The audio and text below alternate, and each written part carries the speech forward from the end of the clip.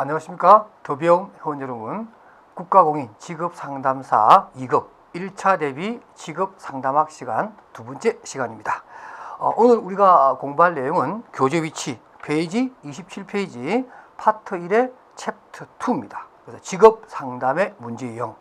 제목이 좀 거창하죠. 문제 유형입니다. 그러니까 우리가 일반적으로 어떤 사회과학에서 어떤 문제를 해결해낼 때는 그냥 닥치는 대로 이렇게 덤벼드는 것이 아니라 어떤 문제를 유형별로 좀 나누어서 어떤 구체성이 있게끔 이렇게 묶어서 카테고리를 만들어서 그 카테고리에 맞는 그 나름대로의 어떤 대처 방안을 개별적으로 준비해서 문제 풀이하는 하는 것이 또 문제를 해결하는 것이 일반적인데요.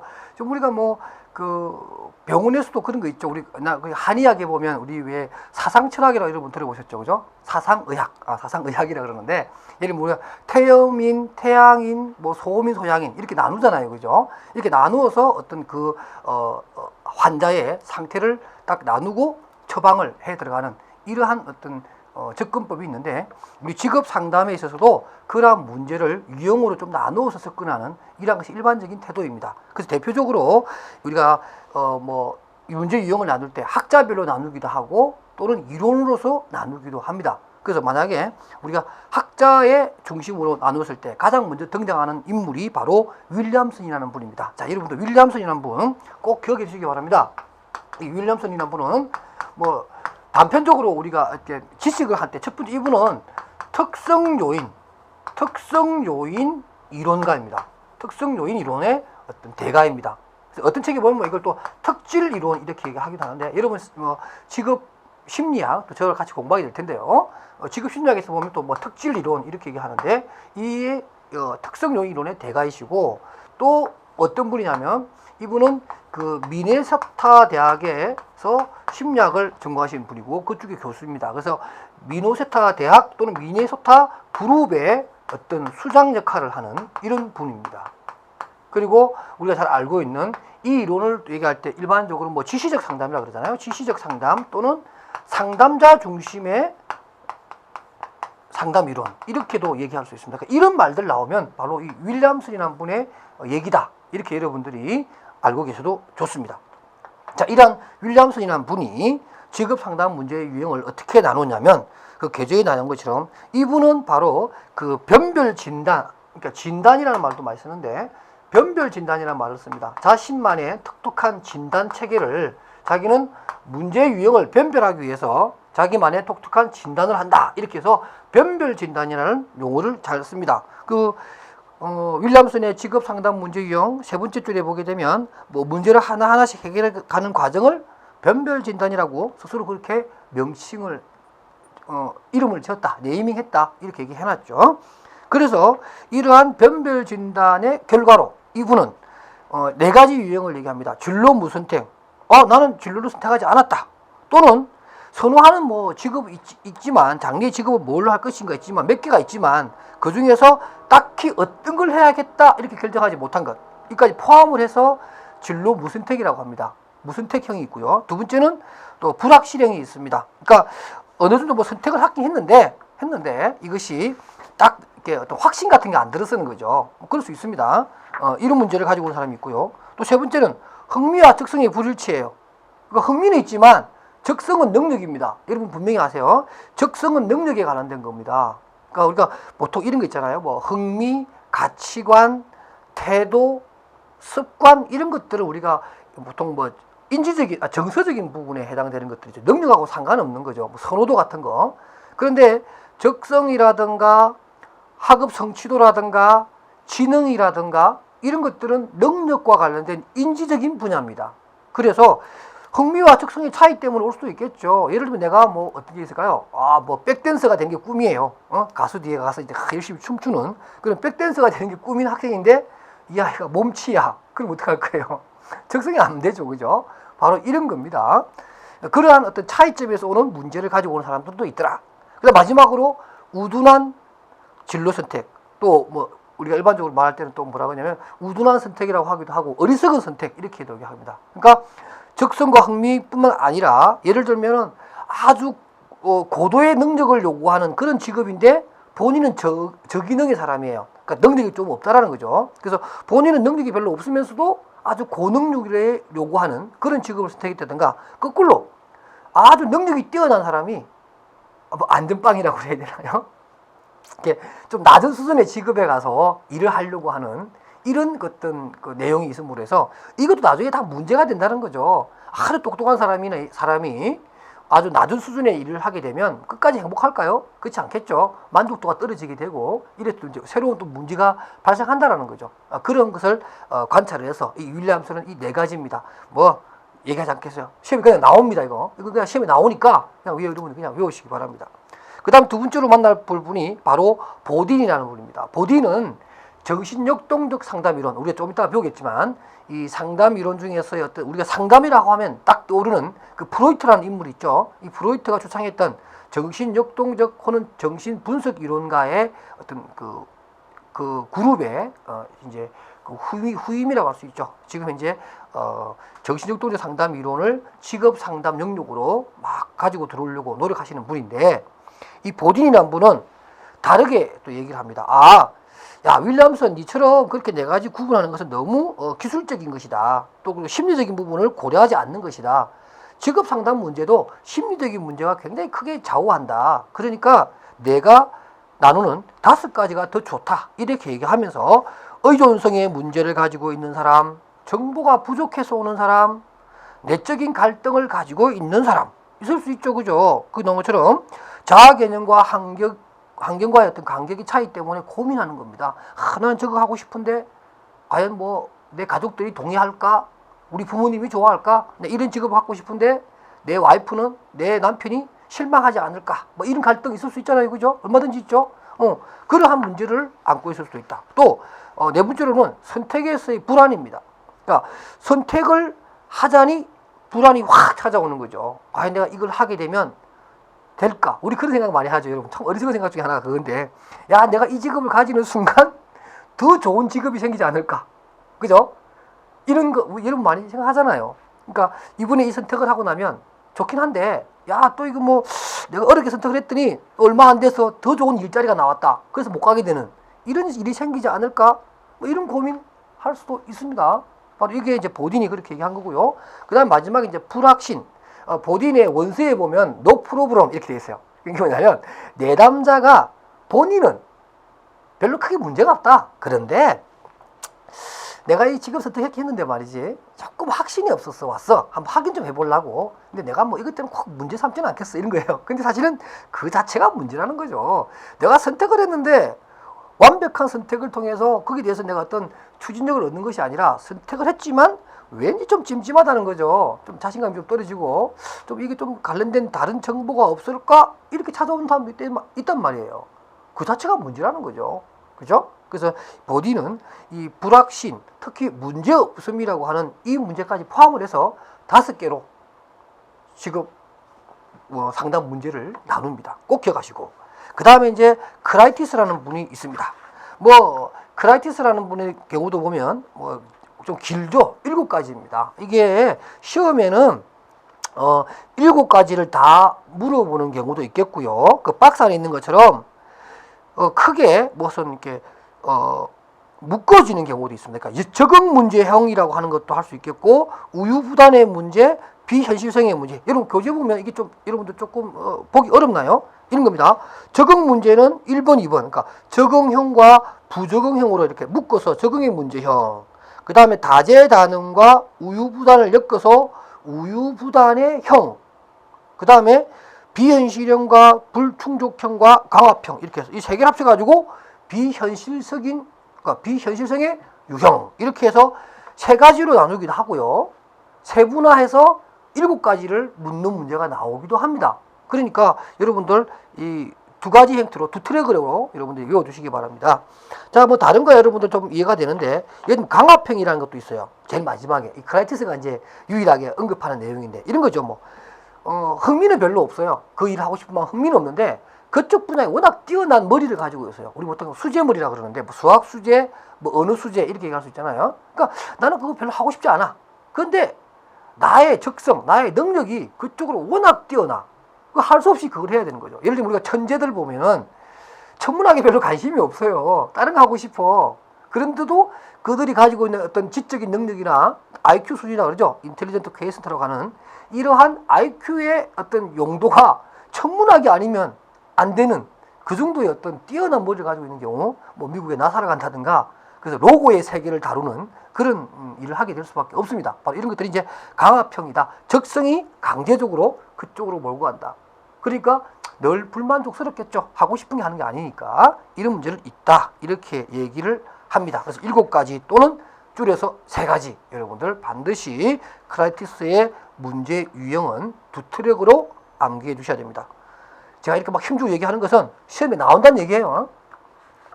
그 다음 30페이지에 요게 또 참 근데 필립스라는 분의 얘기입니다. 필립스의 문제는 필립스는 이렇게 얘기하는 거예요. 직업 상담의 문제라는 게 뭐 별거 있냐? 모든 게 문제 유형 아니겠느냐? 이런 거죠. 오늘 직업 상담 받으러 갈까 말까? 이거 문제 아니에요. 그 개인의 성에서 보면 문제죠. 그것도 문제라는 거죠. 그리고 가가지고 센터 와가지고 여러분들이 쫙 앉아 있는데 여러분이 자기 취득을 하고 상담사로 딱 채배 있는데 딱 가가지고 이 사람한테 상담 받을까? 이 사람한테 상담 받을까? C한테 받을까? 고민이죠. 그것도 문제라는 거죠. 이렇게 얘기하면서 좀 더 이제 세분화하면서 이분은 딱 그것만 얘기해요. 사실 여기 뭐 1, 2, 3, 4 제가 이렇게 좀 나눠놨지만 5개까지 나눠놨지만 이분은 가장 핵심적인 것, 그러니까 직업 상담 문제로서 가장 핵심적인 것은 결국에는 자기 탐색의 발견을 위한, 그러니까 내가 누굴까, 내가 뭘 잘할까, 내 능력은 어떻게 되며 내가 왜 이 일을 좋아할까, 이 일을 왜 싫어할까라고 하는 자기 인식을 위한, 자기 탐색을 위한 목적으로 오는 유형이 가장 중요하다고 보는 거예요. 누구나 다 그것 때문에 온다는 거죠. 뭐 잡다하게 구분할 필요도 없다 이렇게 얘기합니다. 그래서 뭐 최근에 나온 기출 문제에도 이 필립스의 직업 상담 문제 유형에서 가장 중요한 유형이 뭐냐 이렇게 문제 나온 적이 있어요. 여러분들은 뭐 고민하지 말고 1번 자기 탐색의 발견, 자기의 이해 정지를 위해서 오는 유형이 많다. 뭐 이렇게 여러분들이 정리하시면 되겠습니다. 그 다음에 31페이지에 또 박스 밑에 있죠. 직업 상담의 문제 유형. 이게 이제 기출 문제에서 다뤘던 문제인데요. 꼭 기억합시다. 직업 상담의 어떤 문제 유형을 나눌 때 우리가 뭐 윌리엄슨적으로, 크라이티스적으로, 보딘적으로, 필립스적으로 구분할 수도 있습니다. 근데 현실적으로 우리가 우리나라 입장에서 보면 직업 상담의 어떤 문제 유형은 크게 나눠서 내용적으로 나눠 보면 취업 때문에 오는 분이 계실 거니까 취업 상담 또는 상급학교의 진학이라든가 이런 문제를 갖고 있는 아이들이 있죠. 그죠? 청소년 진로주도 이런 거 할 때는 진학 상담이라고 하는 유형을 가질 수도 있습니다. 그 다음 또 직업 적응 상담이죠. 취업만 해서 될 일이 아니고 취업하고 난 다음에 이 사람이 그 직업에서 잘 적응할 수 있도록 해주는 이것도 직업 상담의 영역입니다. 여러분.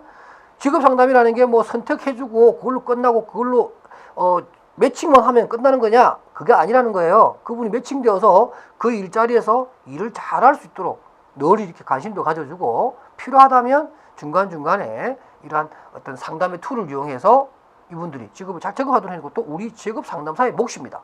꼭 기억하세요, 여러분들. 그 다음에 마지막에 산업 상담이에요. 산업 상담은 우리가 앞부분에서 첫 시간에 배웠던 예를 들어 뭐 경력개발 상담이라든가 산업 상담이죠. 주로 직무 스트레스라든가 갈등 관리 이런 거 있죠. 그죠? 조직 내에서 일어나는 여러 가지 어떤 직업 부적응의 문제를 다루는 것. 또는 뭐가 있냐면 여러분도 혹시 앞으로 여러분도 또 EAP라는 단어를 여러분 좀 듣게 될 텐데 이 EAP라는 뭐냐면 Employee Assistance Program. 그러니까 재직자 심리 안정화 프로그램 이런 뜻입니다. 그게 결국에는 직업의 적응의 문제고요. 그 다음에 어떤 조직 갈등이나 어떤 그 직무 스트레스 이런 부분을 다루는 상담인데 이걸 총칭해서 우리는 그냥 산업 상담 이렇게 얘기하고 여러분 산업 심리학이라고 들어보셨습니까?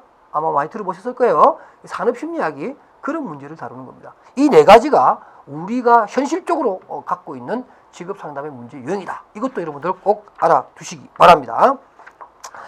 시험에 출제가 되느냐 안 되느냐 지금 제가 말씀드린 문제 유형들은 다 출제가 됩니다. 다 되는 거고 특히나 이제 윌리엄슨이나 보딘, 크라이티스 같은 문제는 여러분들이 아예 1차 때도 다 암기하고 들어가는 게 훨씬 더 속이 편할 겁니다. 그죠? 뭐 양이 많지 않으니까 암기합시다. 자, 이렇게 해서 우리가 앞부분에서 많이 다루게 되는 집단부터 시작해서 또 여기 나오는 문제 요행까지 다뤄봤고요. 이제는 조금 분위기를 좀 바꿔서 파트 2에 직업 상담의 이론 및 접근 방법, 어프로치에 관한 얘기를 하려고 합니다. 교재 위치 휘리릭 넘어가죠? 책 잘 넘어가네요. 그죠? 34페이지 보면 챕터 1이 있습니다. 자, 이게 파트 2니까 여러분 챕터 1으로 다시 가겠습니다. 자, 기초 상담 이론이에요. 자, 지금부터 조금 몇 차례 여러분들이 좀 굉장히 좀 깊은 내용을 좀 다루게 됩니다. 상담학이기 때문에 또 상담학이기 때문에 반드시 배워야 되는 내용들이 있어요. 그래서 우리가 총 11개의 상담 이론을 배우게 되는데 그 내용을 한번 살펴보도록 할게요.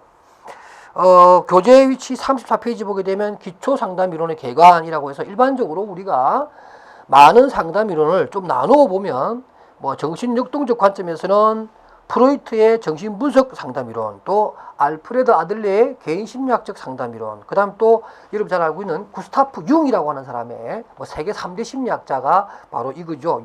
여기 나오는 융, 구스타프 융, 그 다음에 알프레드 아들러, 그 다음 또 누구죠? 지그문트 프로이트. 이렇게 세 사람이 세계 3대 심리학자라고 그러는데 이 또 융이 말하는 분석 심리학 이런 것들은 일반적으로 정신역동적 관점이고요. 그 다음에 행동주의 또는 행동과학주의 상담 이론은 행동주의 관점에서 보는 것이고, 인본주의입니다. 인본주의, 우리 요즘 뭐 인문학 이런 얘기 많이 하는데 인간을 근본으로 보고 인간의 가치를 인정하면서 접근하는 그러한 상담 이론으로서는 인간중심 상담 이론, 아까 우리가 첫 시간에 제가 로저스에 관한 얘기를 했죠, 그죠? 로저스의 이런 분들이고요. 그 다음에 게스탈트, 프리츠 폴의 게스탈트, 그 다음에 실존주의 상담 이론, 뭐 일반적으로 또 의미 치료라고 하는 로고 테라피라고 하는 이론을 가지고 있는 이론인데 대표적인 사람이 빅트 프랑크 같은 분들이죠. 바로 이러한 사람들의 이론들이 있다. 마지막으로 인지적 관점으로는 바로 합리적 정서행동 이론, REBT 또는 RET라고 하는 이론이 있고요. 그 다음에 TA 이론, 에릭 번의 교류 분석 이론입니다. 그래서 트랜스 액셔널 아날리시스라고 해서 TA 이론이라고 했고, 그 다음에 인지치료, 아론백의 인지치료, 그 다음에 윌리엄 그레스의 현실요법, 이러한 것들이 우리가 이제 배우게 될 내용들입니다. 굉장히 양이 많은데 말 그대로 시험에 나오는 것들만 딱딱 액깃을 뽑아서 해봅시다. 뭐 제가 현직 교수가 뭐 이런 식의 가르치면 안 되겠습니다만은 지금 우리 이 시간은 시험을 합격하기 위한 하나의 좀 뭐라 그럴까요? 아주 기술적인 공부를 해야 되는 그런 시간이잖아요. 그죠? 또 여러분도 많은 시간을 또 투자할 수도 없고 다들 바쁘실 텐데, 그러니까 저는 여러분들에게 합격을 시키는 일에 좀 더 매진을 하려고 합니다. 뭐 여러분들은 뭐 개인적으로 좀 더 많이 공부해야겠다, 학문적으로 좀 더 성취를 이뤄야겠다, 그러면 저희 학교 오십시오. 저희 학교 석사과정에 들어오셔가지고 좀 더 깊은 직업 상담의 세계를 공부하는 것도 좋은 방법이겠죠. 제가 아주 적극적으로 제가 제 학교를 홍보합니다. 그러니까 그때 공부하시고, 지금 우리는 시험을 위한 어떤 그러한 조금은 뭐라 그럴까요? 좀 절제된 자세를 가지고서 공부를 한번 해보도록 할게요. 먼저 정신분석 또는 역동적 상담 이론에 대한 얘기를 하려고 합니다. 자, 우리가 프로이트의 이론을 항상 이렇게 뭐 정신 역동적 또는 정신 분석 이렇게 얘기하는데 일단 뭐 두 가지 용어를 다 씁니다. 그런데 왜 역동적이냐, 왜 분석적이냐 하는 얘기를 제가 이론하면서 설명을 해 드릴게요. 먼저 그 서론에 보면 프로이트의 이론이라고 하는 것이 우리 인간, 특히 뭐 문화사 또는 인간의 어떤 정신 세계사에서 아주 뭐 결정적인 턴을 가져오는, 그러니까 신의 세계에서 또 인간을 아주 합리적이고 이성적인 존재로서 인간을 거의 뭐 생물학적 존재로서 보는, 좀 천박한 존재로 보는 그런 부정적인 것도 있지만, 또 인간의 어떤 정신 세계를 나름대로 아주 과학적으로 접근하고 또 적나라하게 해부한 그러한 의미에서는 뭐 상당히 그 전까지의 생각하고는 많이 다른 생각이었지만, 그러나 인간 세상에서 일어나는 여러 가지 일들을 설명해내는, 다른 어떤 이론도 설명할 수 없는 아주 그야말로 엽기적이고 아주 비상식적인 그러한 사건들이나 인간의 행동을 설명하는 데 있어서 굉장히 탁월한 그런 이론적 입장을 가지고 있었어요. 그래서 우리가 프로이트가 굉장히 유명한 사람이에요. 그래서 뭐 어떤 책이나 이런 데서는 인간의 어떤 정신세계사를 프로이트 전과 프로이트 후로 나누는 그런 분들도 계십니다. 그만큼 프로이트가 차지하고 있는 어떤 그 위치적인 어떤 그런 가치, 또는 그 사람이 가지고 있는 이론의 어떤 영향이 그 뒤 세계에 엄청난 영향을 미쳤다. 이렇게 일단은 제가 서론으로 말씀드리고요. 이 프로이트로 대표되는 정신역동적 또는 정신분석적 이론은 특히 인간관이 특이합니다. 한번 볼까요? 여러분 교재 한번 보세요. 35페이지 가, 나, 다가 있는데 프로이트는 인간을 비합리적이고 결정론적 존재로 본다. 줄 쫙 끄세요. 인간관 시험이 잘 나옵니다. 인간관은 1차도 나오지만 2차 이렇게 나와요. 느닷없이 정신역동적 상담 이론의 인간관을 너 아는 대로 다 써봐라. 이렇게 문제가 나와요. 그 어떻게 여러분들 아는 대로 다 써봐라 그랬으니까 아는 게 많아야 쓰겠죠. 그죠? 그리고 어떤 또 암기가 돼 있어야 돼요. 그래서 일단 1차는 핵심만 가져갑시다. 인간을 결정론적 존재로 본다. 그러니까 0세에서 5세 사이에 어떤 부모와 양육 태도라든가 그러한 아주 어렸을 때의 무의식의 세계에서 뭐가 잠기느냐에 따라서 인간의 성격이라든가 이런 게 다 결정되어져 버린다. 아주 무시무시한 이론이죠. 이렇게 얘기하고요. 나와보면 또 생물학적 존재로 인간을 봅니다. 그러니까 매우 좀 천박하다 그래야 되나요? 아주 뭐 본능적 욕구에 따라서 살아가는 그러한 존재로서 인간을 조금 더 이렇게 낮춰봅니다. 그래서 리비도라고 하는 것이 있습니다. 여러분 그 교재에 보면 성적 충동 에너지라는 말 있죠? 나에 보면 이게 리비도라고 하는 건데 제가 영어로 한번 써볼까요? 오늘이 오후인데요. 제가 개인적으로 저희 집안이 오후에는 영어 안 쓰거든요. 근데 할 수 없이 오늘 영어 써야겠네요. 그죠? 리비도. 이게 뭐 꼭, 우리 하자면 이게 성적 충동 에너지예요. 성적 충동 에너지.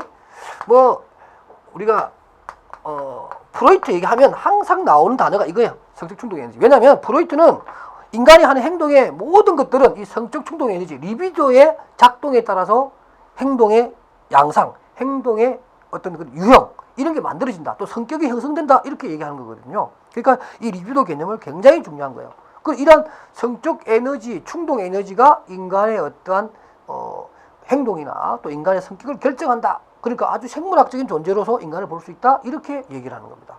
그 다음에 또 나와보면 다에 인간은 분석 가능한 존재다. 그 전까지는 신의 피조물인 인간을 분석한다는 것은 있을 수가 없는 일이에요. 그러나 프로이트 때 와가지고 아니다.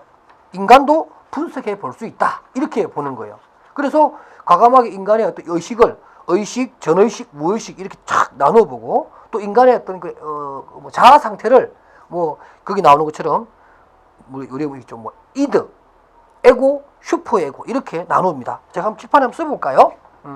항상 여러분들 이제 그 프로이트 이론을 공부하다 보면 항상 나오는 게 예를 들면 의식 우리가 일단 자각을 하고 있는 부분이죠. 그 다음에 의식에 반대되는 무의식의 세계가 있어요. 무의식의 세계. 그 다음 그 사이에 전의식이라고 해서 표면적인 의식이죠. 약간만 생각을 하면 기억이 떠오를 수 있는 이렇게 인간의 의식의 세계는 이렇게 영역을 세 가지로 나눠져 있다. 그러니까 나눌 수 있다. 그래서 분석 이론입니다. 그러니까 정신 분석 이론이에요. 분석 이론. 그래서 인간의 행동을 프로이트는 의식이나 전의식이 결정하는 것이 아니라 많은 인간의 행동은 바로 이 무의식이라고 하는 이 엄청난 빙산의 밑부분 같은 이러한 무의식의 세계가 인간의 행동을 결정한다. 이렇게 설명하는 거예요. 그래서 결국에는 의식이라고 하는 것을 분석했고요. 또 그 인간의 행동은 에너지, 다시 말해서 리비도라고 하는 이 에너지가 왔다 갔다 하는데 이 에너지가 어디에 있냐면 인간의 자아 상태입니다. 자아를 이것을 일반적으로 이드라고 하는 욕구 덩어리죠. 이드라고 하는 것이 있고 그 다음에 에고라고 하는 자아가 있고 그 다음에 슈퍼 에고라고 하는 초자아가 있다. 이렇게 인간을 세 가지로 자아를 나누게 됩니다. 이것도 역시 분석적이죠. 그러니까 자아 분석이라고 그러고요. 그 다음에 조금 전에 우리가 얘기했던 리비도라고 하는 이 성적 충동 에너지 있죠. 이 에너지는 이 이드에 살고 있어요. 욕구 덩어리죠. 이게 이제 어떤 자기의 욕망이나 욕구를 채우기 위해서 왔다 갔다 이렇게 에고를 뛰어넘거나 슈퍼 에고를 침범하거나 또 에고가 뜯어말려서 다시 돌아가거나 이렇게 아주 액티베이트하게 움직인다. 역동적으로 움직인다. 그래서 정신 역동적 상담 이론 이렇게 프로이트 이론의 이름을 지은 겁니다. 이해하시죠? 꼭 알아주시고요. 그 다음에 이제 두 번째로는 이제 결정론적인 거 아까 말씀드렸고요. 그 다음에 이제 심리내적인 힘의 역동이라고 해서 뭐 본능, 이드와 에고와 슈퍼 에고 이렇게 나뉜다. 이게였고 또 35페이지 밑에 보면 의식, 전의식, 무의식 제가 설명해 드렸죠. 그죠? 36번까지 쭉 이제 교재가 있는 내용을 제가 미리 설명해 드렸습니다. 이게 뭔지 여러분 100% 다 이해할 필요 없어요. 그냥 제목만 알고 있으면 됩니다. 1차 때는 요것만 시험에 나오기도 하거든요. 그죠? 그러니까 상담하기 어려운 듯 하면서도 막상 시험 보면 쉬운 이유가 뭐냐면 이 안에 있는 내용 자체를 문제를 내면 못 풀어요. 너무 어려워서. 사실 저도 뭐 이 분야에서 공부하는 학자긴 하지만 무의식의 세계를 이해하는데 저도 아직 완벽하게 이해 잘 못하겠어요. 대체 이게 뭘까? 근데 그런 걸 시험 문제 내면 어떻게 돼요? 국가시험에 안 되죠. 그러니까 시험 자체는 타이틀 위주로 나오니까 여러분들 뭐 크게 어려워하지 말고 뭐 이 시간에 또 여러분 이해 안 된다고 해서 뭐 불안해할 필요도 없습니다. 안 될 수 있는 건 안 되는 거죠. 뭐 이해 안 되는 거 어떻게 합니까? 그럼 방법은 외워서 쓰는 것밖에 없죠, 그죠? 그런 거고요. 그 다음에 또 성격의 구조는 본능, 그 다음에 자아, 그 다음에 초자아가 이렇게 있다. 그죠? 교재에 보면은 뭐 현실 원리에 적용되는 것이 바로 뭐 자아고 쾌락의 원리에 의해서 움직이는 것이 이득. 이러한 원초적 본능을 얘기한다. 뭐 이렇게 여러분들이 알아두시면 되겠습니다. 그 다음에 그 37페이지 가면 불안의 의미라고 하는 것이 있는데요. 자, 이 부분 여러분 좀 살펴보실 필요가 있습니다. 제가 직업상담사 강의를 1회 때부터 지금까지 해왔는데 늘 제가 책을 만들면서 이 불안이란, 그러니까 이 정신분석 이론에서 말하는 이 불안이란 개념은 굉장히 중요한 내용인데 참 시험에 안 나오더라고요. 1차나 2차에서. 그래서 제가 출판을 할 때나 책 같은 거 출판할 때나 이런 또 동영상을 촬영할 때 이 내용을 설명할까 말까 뭐 시험이 잘 안 나오니까 그러다가 제가 한 2, 3년 전부터 그래도 아무리 그래도 슈퍼 이론을 배우면서 불안의 의미를 설명하지 않는 책은 좀 의미가 있지 않느냐. 슈퍼랜다 그 프로이트 이론에. 그래서 제가 그래도 좀 넣어놓자.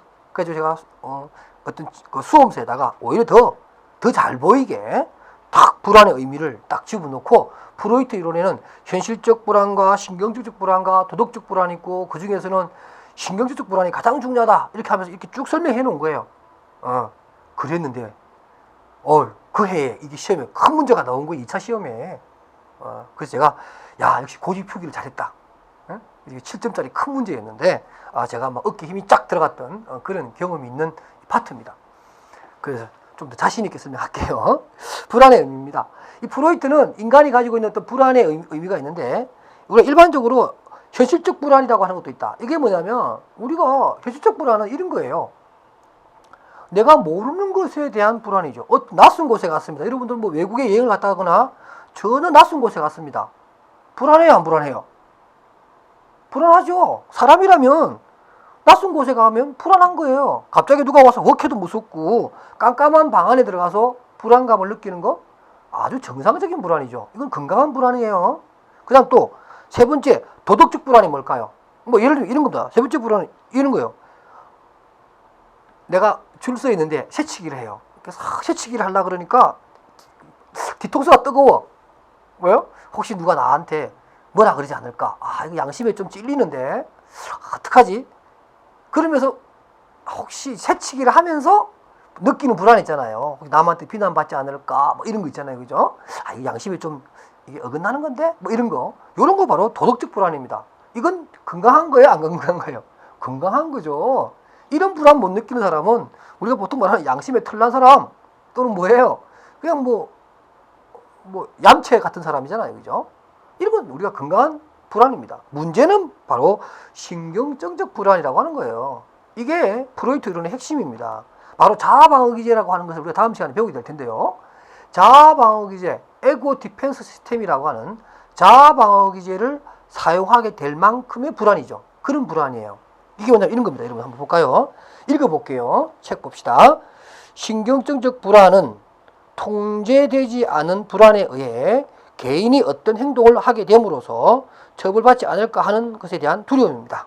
여러분들 적어도 이 상담학 정도 되는 부분은 여러분들이 제가 다 설명 못 해드려도 교재에 있는 내용을 한번 처음까지 읽어보는 게 참 중요해요. 왜냐하면 제가 다 설명해 주지 못하는 부분이 있기도 하고 또 요즘 또 상담학의 1차나 2차가 어느 한 부분을 딱 특정해서 시험 나가기보다는 그 넓은 의미의 개론을 묻는 문제들도 나와요. 그러니까 여러분들이 빠뜨리지 말고 뭐 상담학 책 한 270, 280페이지 정도 될 것 같은데 한번 쭉 다 읽어보는 게 굉장히 중요합니다. 빠뜨리지 말고요.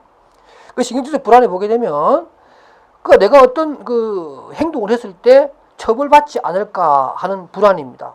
또 그런 불안 때문에 이런 거 있죠. 뭐 예를 들면 어떤 게 있을까요? 우리가 어떤 누구에게 아주 강한 질투심을 느낀다든가, 또 누구가 굉장히 부럽다든가, 또는 누군가에게 자기의 못난 것을 들키고 싶지는 않아요. 그래서 이걸 감추고 싶어요. 그때 쓰는 게 뭐죠? 보통 우리 자아방어기제라고 하는 거잖아요. 다음 시간에 우리가 한번 이런 자아방어기제 할 텐데, 여러분 이런 거예요. 합리화라고 하는 자아방어기제 있습니다. 여러분 뭐 개인적으로 많이 아시는 분들도 계실 텐데, 이런 거죠. 어떤 그 이솝우화에 나오는 거잖아요. 그죠? 뭐 여우인가요? 여우가 이렇게 보니까 맛있는 열매가 있는데 그 열매가 높은 곳에 매달려 있어요. 내가 먹지를 못하는 거지. 아무리 점프해도 안 되고. 그러니까 여우는 그 먹지 못하는 포도 때문에 저걸 못 먹으니까 막 안타깝기도 하고 화가 나기도 하고, 그 자체가 하나의 불안적인 정세가 되는 거죠. 근데 그 불안적인 정세를 감추기 위해서 여우는 뭐라 그러죠? 저 포도 저거 맛없을 거야. 아주 신포도일 거야. 에이, 그냥 가자. 이렇게 그 상황을 모면하는 거죠. 이게 바로 자아방어기제 중에서 그 유명한 합리화 기제입니다. 바로 이런 어떤 내가 이루지 못한 욕구 때문에 보일 수밖에 없는 불안. 그래서 자아방어기제로 무의식 세계로 밀어내야 되는 이러한 불안을 신경적 불안이다. 신경적 불안. 그러니까 무의식의 세계로 밀어넣는 불안. 이렇게 외우시면 돼요. 그렇죠? 처벌받지 않을까 하는 불안을 다시 자기 무의식 세계로 밀어넣어 버린다. 이렇게 불안의 의미를, 신경적 불안의 의미를 설명하시면 되고요. 역시 1차는 뭐예요? 제목만 알자. 현실적, 신경정적, 그 다음에 뭐예요? 도덕적, 요것만 알고 있습니다. 2차 때는 뭐예요? 외우자. 뭐 그럼 또 2차 가서 따로 한번 또 공부를 해 보도록 하겠습니다. 자, 이렇게 여러분들이 이해하시면 될 것 같고요. 자, 이렇게 해서 우리가 그 직업 상담학 두 번째 시간을 학습을 했고요. 다음 시간에는 프로이트 이론의 핵심 중에 핵심이라고 할 수 있는 자아방어의제부터 한 번 더 설명을 하도록 하겠습니다. 자, 두 번째 시간 여러분, 더 배움 회원 여러분 아주 수고 많이 하셨습니다. 다음 시간에 뵙도록 하겠습니다.